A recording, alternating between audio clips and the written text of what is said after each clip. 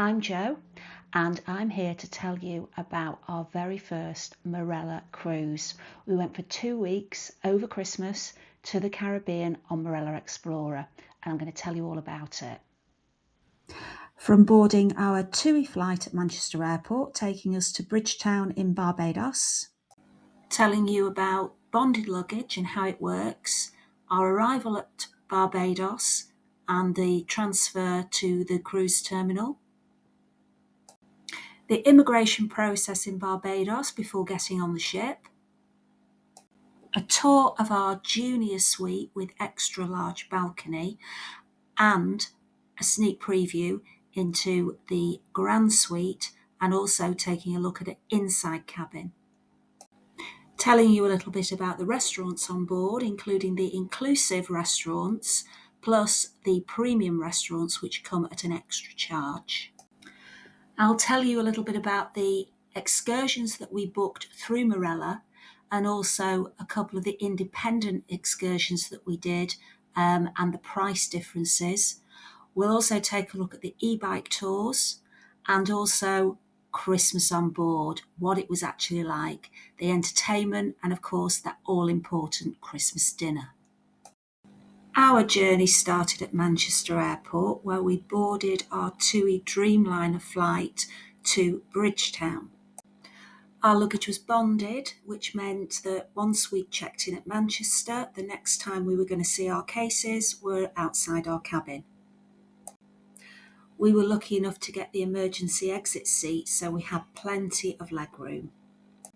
We were really impressed with the Dreamliner. There was plenty of room on board. Configuration was 333, and even the seats that didn't have the extra legroom were pretty spacious. On arrival in Barbados, the buses were all waiting for us as we got off the plane to take us straight to the cruise terminal. Here we are at the cruise terminal. Had to check in. Really quick actually, not big queues, so.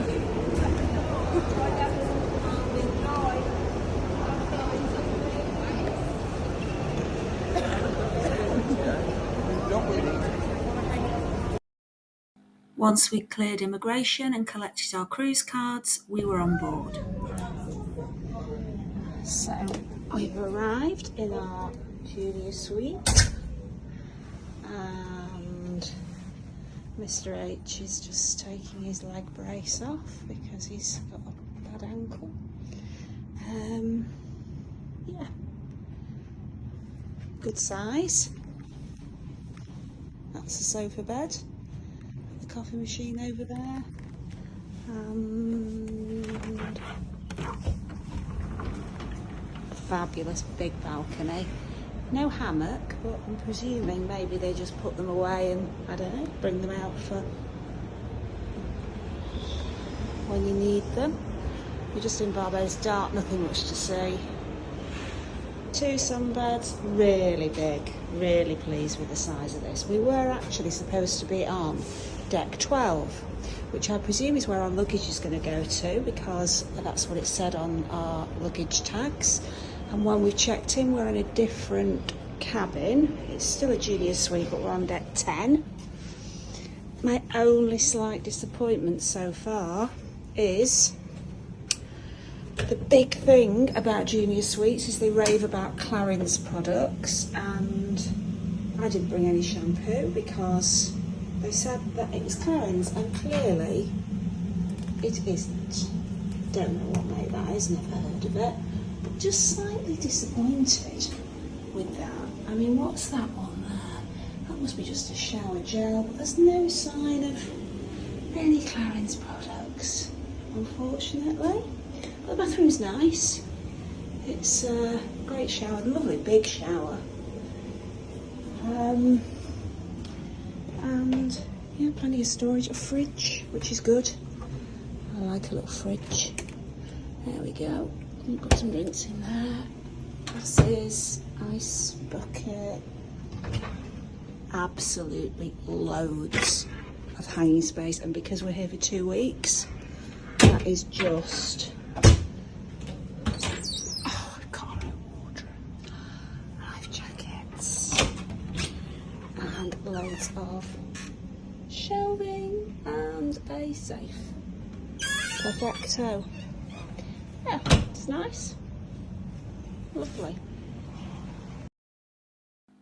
I did eventually get over the Clarence Gate issue and had a good night's sleep. The next morning I was up early and I decided to take advantage of the running track before arriving in St Lucia.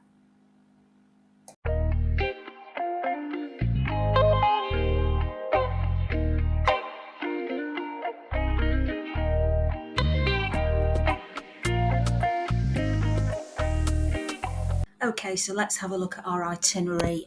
We'd arrived in Barbados. Our second stop for the first week was going to be St Lucia. Guadeloupe, then we had a day at sea. We were in the Grenadines after that, then Grenada, Tobago and back to Barbados. Full days in all the ports, which was brilliant, arriving at 8, leaving at 6, which gave us plenty of time to look around. The second part of the trip was Paradise Islands. We had a day at sea from Barbados, then we did the British Virgin Islands, Tortola, Saint Martin, St Kitts, which was Christmas Day, Antigua, Dominica and back to Barbados.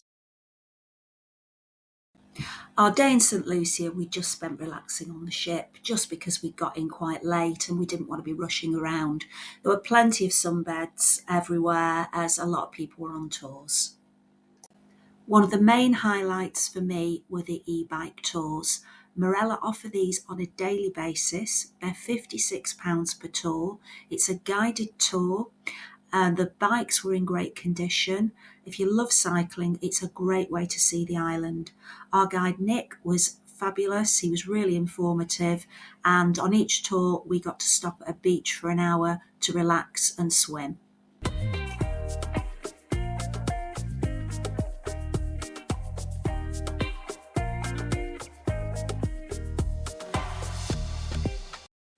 All of the tours are available to book on the Marella Cruise Control app, which you can access on board through the free Wi-Fi. You can also book before you go, and if you do change your mind and you don't fancy doing it when you're there, as long as you give them 24 hours notice, you will get a full refund. It's really easy to navigate the app, and there are screens all over the ship, touch screens where you can look and see what the tours are, what you fancy doing. So it's a really easy process.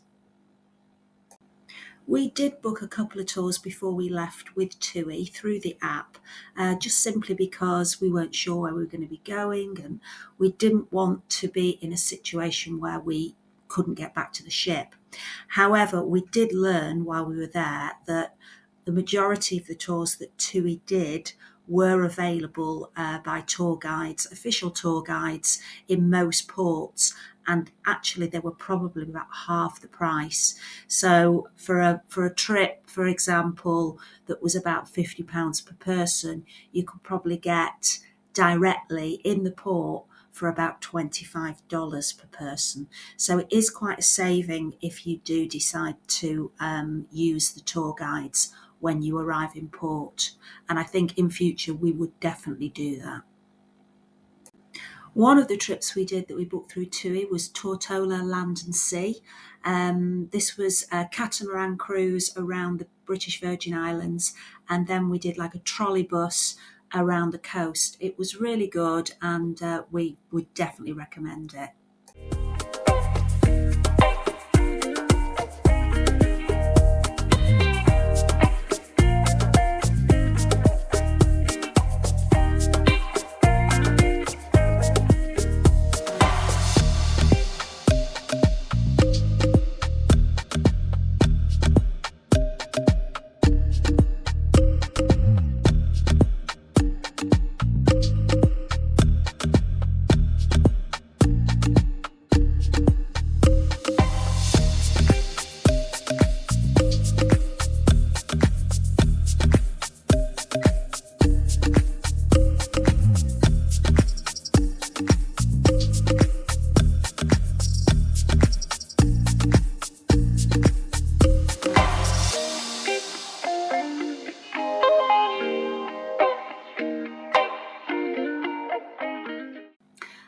have a look at the onboard dining options on Marella Explorer.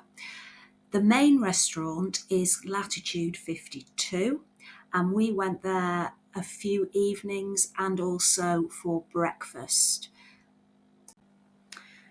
Latitude has a fabulous position at the aft of the ship. It's got huge floor-to-ceiling windows. It's waiter service and is open for breakfast, lunch and dinner.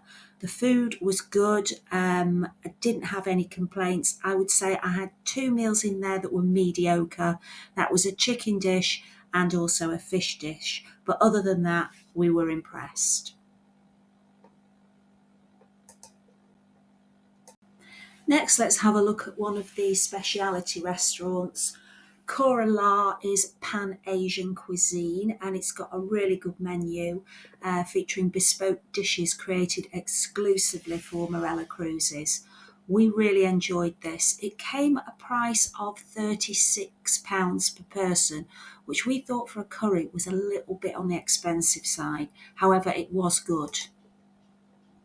The next specialty restaurant that we ate in was Umi Sushi. Now, we thought this was excellent value for money. It was only £18 and there was plenty of food. It's obviously Japanese cuisine. You start with a bowl of edamame beans and then the little dumplings, the sushi, sashimi, nigiri rolls. It really was good and great value. The next restaurant, which is one of the specialities, is the Dining Club. And honestly, this was by far one of our best experiences. It was £42 per person, which considering Cora La was 36, we thought it was pretty good value for money. It's French contemporary food with a modern twist, and it was absolutely fabulous.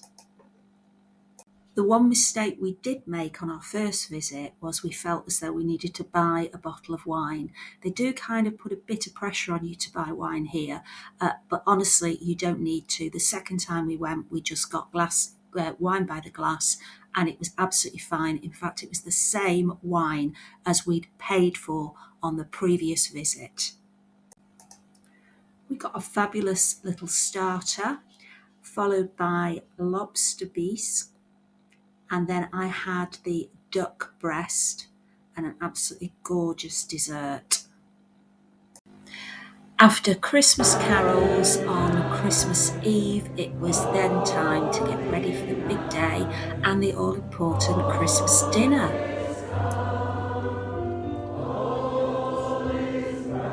I think it's fair to say that they really did do a great job of decorating the ship for Christmas. Everything was just gorgeous. The decorations were beautiful and it felt really, really Christmassy. We spent the day on Christmas Day exploring St Kitts. We did a tour on our own from the port, which was wonderful, and then we went back on board for our Christmas dinner, which we pre-booked in the Latitude dining room for 6 p.m. A really extensive Christmas menu, choice of starters. Obviously, main course was turkey with all the trimmings, or you could have beef. There was a fish dish on there and a vegetarian dish as well. There were some extra special dishes which came at a supplement, and obviously the traditional desserts, Christmas pudding, chocolate Yule log and ice creams, followed by cheese and biscuits. We both opted for a traditional Christmas dinner and it was really good. The only thing I would say is it was a bit lacking in vegetables. They could have done with having maybe some carrots and parsnips. I found that on board generally, to be honest with you, that the vegetable selection wasn't great. But the meal itself was good. The turkey was really succulent and there was plenty of extras if you wanted it. After dinner, it was time to head to the Broadway Lounge to watch a really entertaining Christmas show.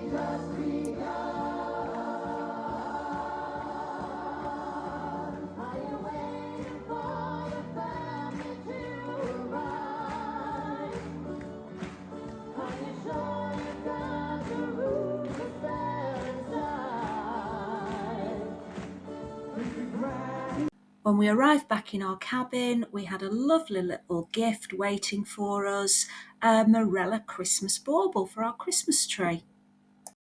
Our second week then began exploring the Paradise Islands, which was absolutely fabulous.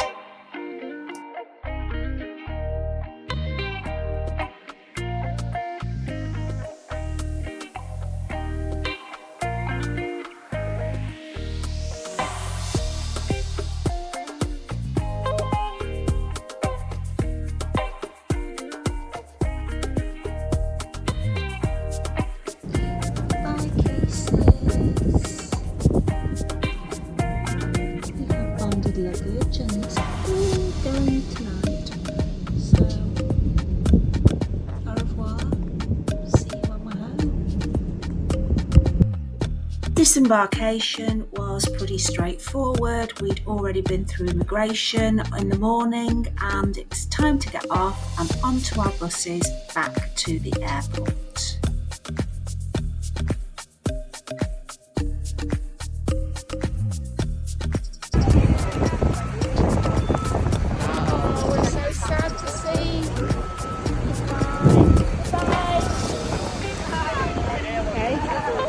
Oh yeah?